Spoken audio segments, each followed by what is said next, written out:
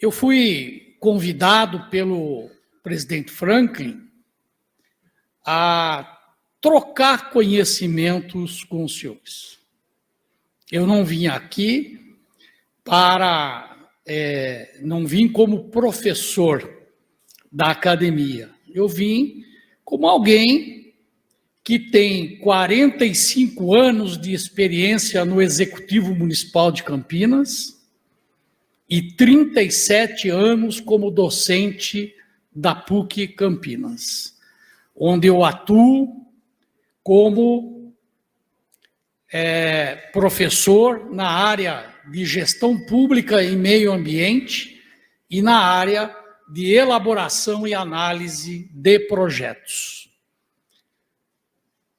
A vida, não só na academia, mas também no dia a dia, nos ensina muito.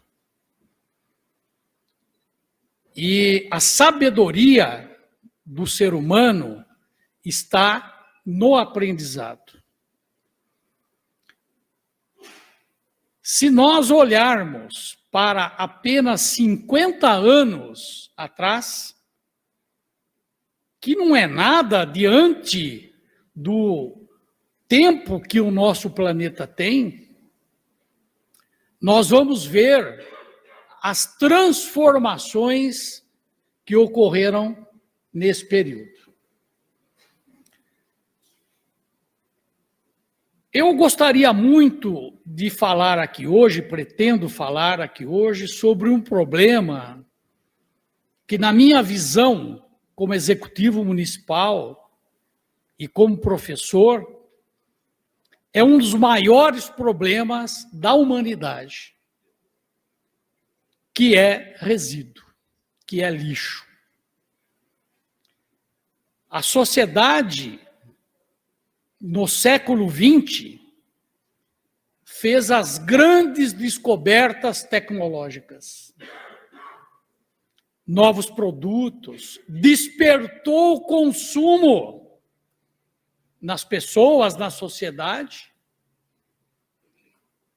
e viramos o século com um grande problema, chamado aquecimento global. O que é isso, afinal? Pesquisas sérias mostram que 90% da população no mundo não acredita nisso. Vejam, a ciência, como muito bem colocou aqui a vereadora que antecedeu, demonstra claramente e prova cientificamente que o problema existe e que se agrava a cada dia. E, portanto, caberá ao século XXI mudar tudo o que o século XX fez. Tornar o mundo sustentável. Afinal, o que é tornar o mundo sustentável? Existe uma fórmula para isso? Evidente que não. Como já ouvi aqui, inclusive hoje, a responsabilidade de cada indivíduo fará a diferença nesse processo. Eu vou pedir para... Muito bem. Próximo, por favor. O grande desafio no planeta chama-se biodiversidade. Nós teremos que, a qualquer custo, manter a biodiversidade. Por quê? Porque o clima, ele é regulado pela biodiversidade. Por todos os fatores que compõem o ecossistema.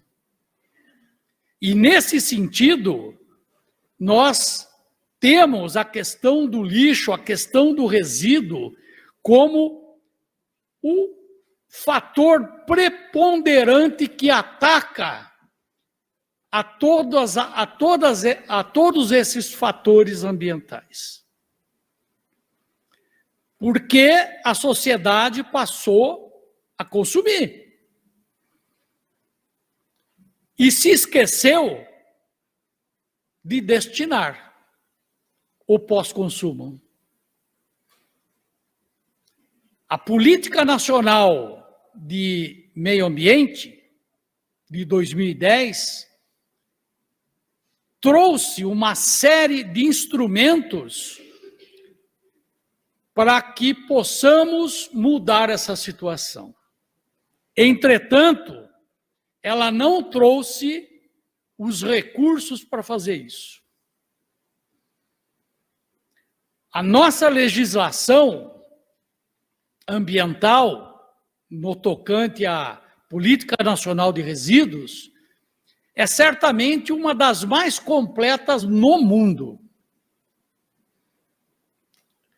Eu andei pelo mundo estudando o assunto resíduo e não vi em lugar nenhum nada mais completo do que a nossa lei.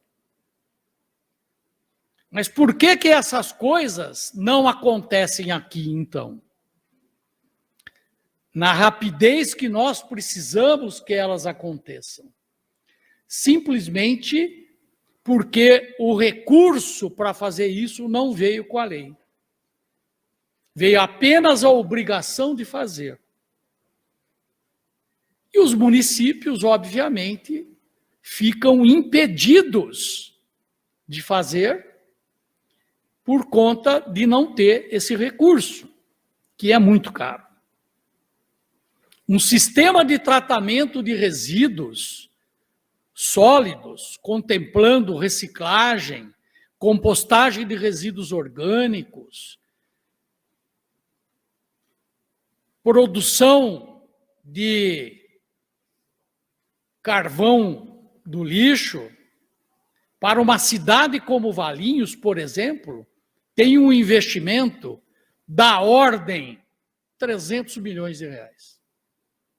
Onde é que Valinhos vai arrumar 300 milhões de reais para montar as suas usinas? Este é o primeiro desafio. Mas nós não estamos isolados. Se a sociedade se envolver nesse processo, tudo o que eu falei agora muda. Muda na atitude de cada indivíduo em separar, selecionar o resíduo na sua casa. Pensar, inclusive, no aspecto socioeconômico dessa separação. Pensar que não enviar resíduo para aterro sanitário, reciclando esses materiais, portanto, num processo sustentável, vai melhorar a qualidade ambiental, evitar custos para destinar, porque nada é de graça, né? E com isso melhorar, então, todas as questões do ecossistema que envolvem o processo de sustentabilidade. Coloca o próximo, por favor. Vejam, nos últimos 50 anos, nós tivemos uma inversão populacional. Há 50 anos atrás, nós tínhamos 80% da população na área rural e 20% na área urbana. Hoje inverteu. Nós temos 80% das pessoas morando nas cidades e só 20% morando na zona rural. Isso concentrou o consumo de água, por exemplo, a ponto da região metropolitana de Campinas, se tiver que receber uma nova empresa como a Ambev, que consome 2.000 litros de água por segundo, ela não tem capacidade de receber mais uma indústria dessa. Ela não teria licença ambiental para funcionar.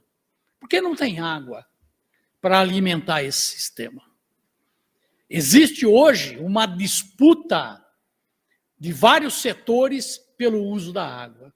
O ser humano, a indústria, a agricultura, disputam o uso da água.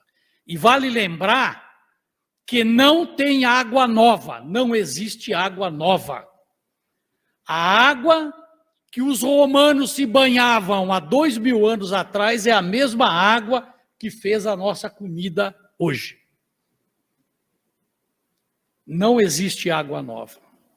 E a água, por conta de todo esse processo desenfreado de desenvolvimento econômico, ela está sumindo da superfície. Por conta do desmatamento, das matas ciliares, do aproveitamento inadequado das várzeas, ela está desaparecendo. A ponto de que nós teremos que prospectar essa água para ter acesso a ela. Isso custa dinheiro, prospectar essa água. Um poço artesiano tem um custo significativo. Oi?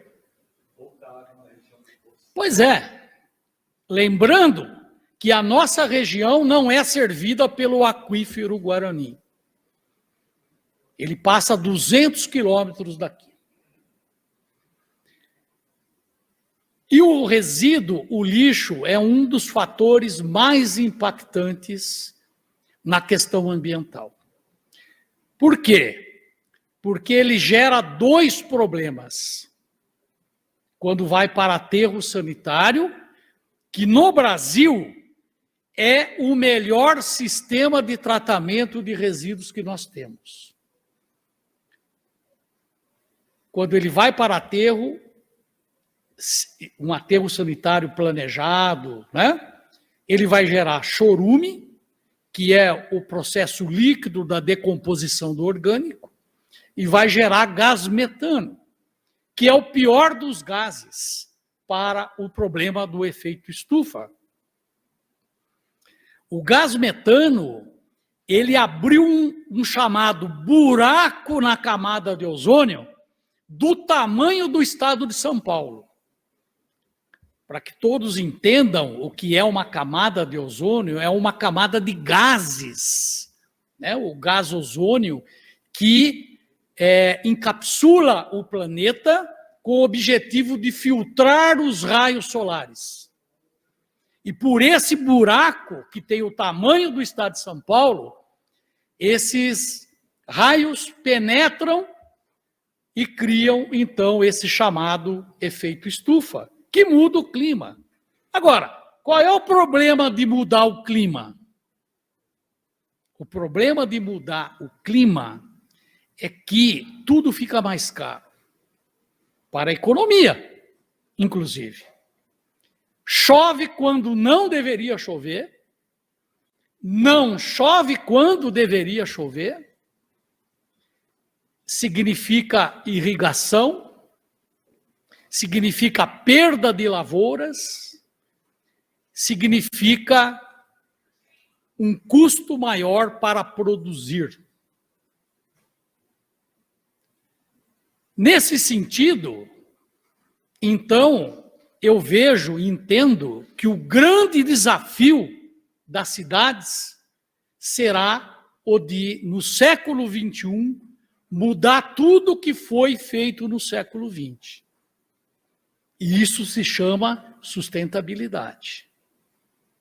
Veja a questão do processo econômico.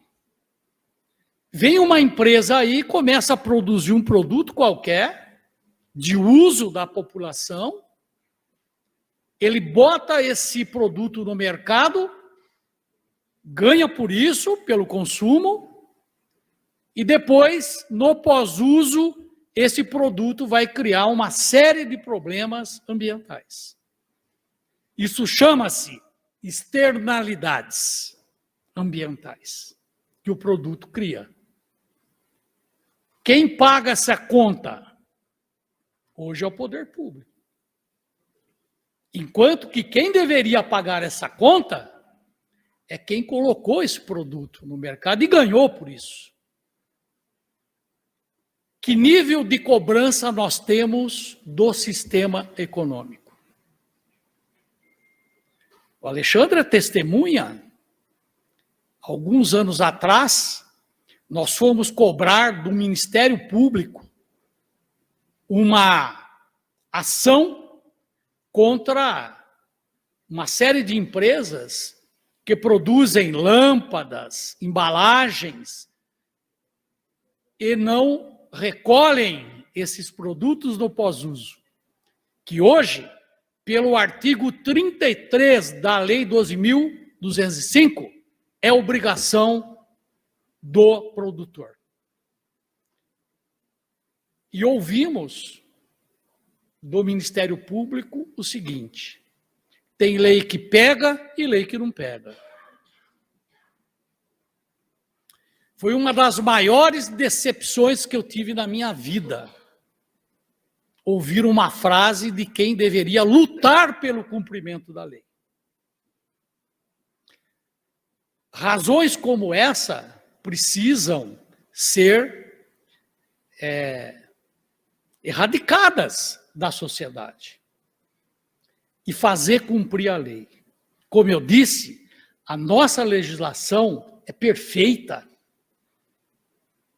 Ela só não dá os resultados que precisa porque a cobrança é ruim.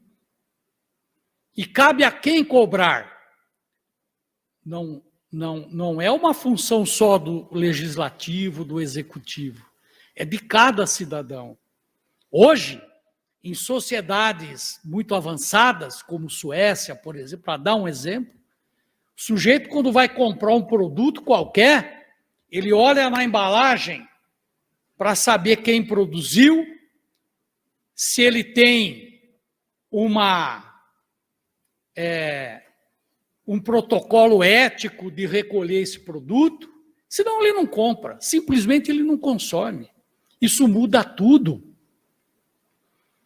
O Alexandre estava comigo em 1994, nós estávamos na Itália, visitando usinas, e num domingo nós fomos passear no centro histórico de Roma,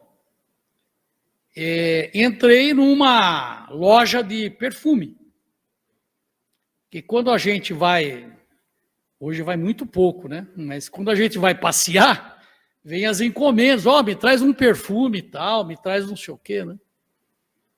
E quando eu entrei na loja, havia uma cliente discutindo com a vendedora e eu procurando entender o que estava acontecendo ali.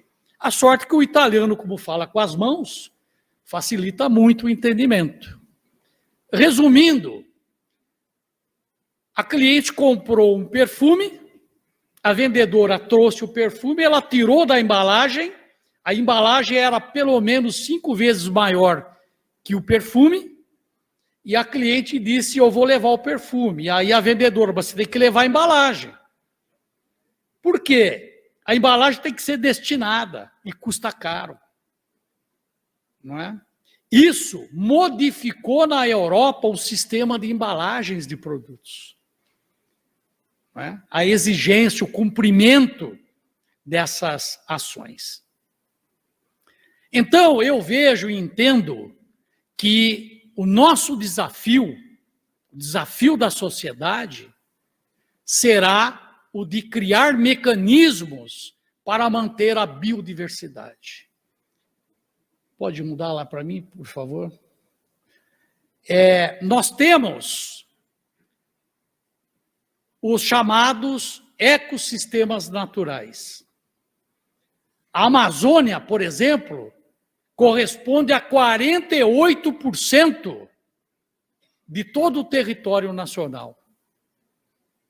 Quase metade do país. Só a Amazônia. A Mata Atlântica, que é uma faixa de 200 quilômetros em mar adentro, em todo o litoral brasileiro, representa 15% do território. O Pantanal, os Campos Sulinos, a Caatinga. Hoje a ciência mostra que o Cerrado e a Caatinga têm mais biodiversidade que a Mata Atlântica. Veja a riqueza disso. E a ciência vai mostrando para a gente como essas coisas podem evoluir e nos mostrar os caminhos que nós temos que seguir. Porém, volto a dizer, a atitude de cada cidadão é que vai fazer a diferença. Não é o legislativo, não é o executivo que farão as mudanças que a sociedade precisa. É a sociedade que tem força para fazer isso. E aí cabe ao legislativo, então, fazer a lei, a legislação para amparar esses anseios. E cabe ao executivo, então, fazer com que essa lei seja cumprida e passe a funcionar conforme entende a sociedade. O recurso hídrico hoje, ele tem uma interface muito próxima da questão do resíduo, do lixo. Porque a disposição inadequada do resíduo vai afetar, em primeiro lugar, o aquífero. Um aterro sanitário, vejam, muito bem trabalhado, projetado, e isso são dados da CETESB. Ele consegue atingir, poluir do seu centro um raio de 200 quilômetros. Nós temos em Paulínia o aterro Estre, que é um dos maiores aterros do estado de São Paulo. Então, achar que ele está a 50 quilômetros daqui e nós estamos longe do problema, esquece. O aterro lá, pelos meios de comunicação do aquífero, está afetando Valinhos e outras cidades num raio de até 200 quilômetros. Então, é assustador, né, quando a gente estuda os impactos do resíduo na questão do ecossistema urbano. A sustentabilidade urbana, hoje, é o nosso grande desafio. Ou seja, tudo que nós produzimos e consumimos precisa ter reaproveitamento. Essa é a receita. Porque, se não fizermos isso, dizem os maiores estudiosos do tema, poderemos não ter o século 22. Não haverá possibilidade de vida no planeta, se isso não for mudado. E não é alarmismo. Isso não é alarmismo. Isso é fato científico. Nesse sentido, cumprindo a nossa obrigação enquanto funcionário público, nós desenvolvemos um projeto em Campinas de compostagem de lodo e material verde, galharias, material do Ceasa, poda de grama. E estamos deixando de levar para aterro sanitário 1/4 do lixo produzido na cidade de Campinas. Com uma série de vantagens. A primeira, esse material, através de uma compostagem aeróbica, se transforma num fertilizante orgânico. Nós acabamos de receber a certificação do Ministério da Agricultura para esse produto. Portanto, ele pode ser utilizado agora e pode ser, inclusive, comercializado. Além disso, nós temos um custo evitado. Nós estamos deixando de gastar com aterro R$1,5 milhão de reais por mês.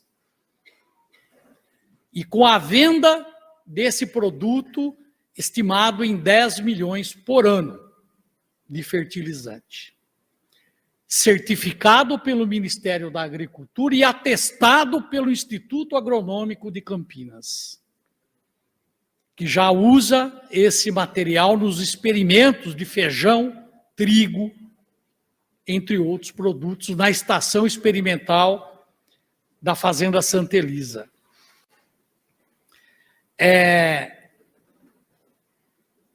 Por que esse produto é importante? Porque nós estamos deixando de enviar lixo para aterro, estamos tendo custo evitado, estamos colaborando com a agricultura, em especial nesse momento de guerra na Ucrânia. A tonelada de adubo NPK, antes da guerra, era R$ 1.500, hoje é R$ 6.000. Esse adubo, atestado pelo Instituto Agronômico e pelo Ministério da Agricultura, substitui integralmente o adubo químico. Então, são atitudes como essa, isoladamente, é que vai fazer a diferença na sustentabilidade urbana. Então, meus amigos, eu queria deixar aqui, para não alongar mais, deixar aqui para os senhores um apelo, que é a sustentabilidade urbana. Nós temos multiformas de fazer a sustentabilidade funcionar no meio urbano. Depende apenas das nossas atitudes. Não existe mágica. Não tem mágica. Tem trabalho. Para chegar nesse projeto que o Alexandre vai agora mostrar para vocês, nós tivemos que mover montanhas. Porque o sistema econômico não quer isso. Porque você vai mexer com quem investiu milhões num aterro sanitário. Você está tirando receita do aterro sanitário.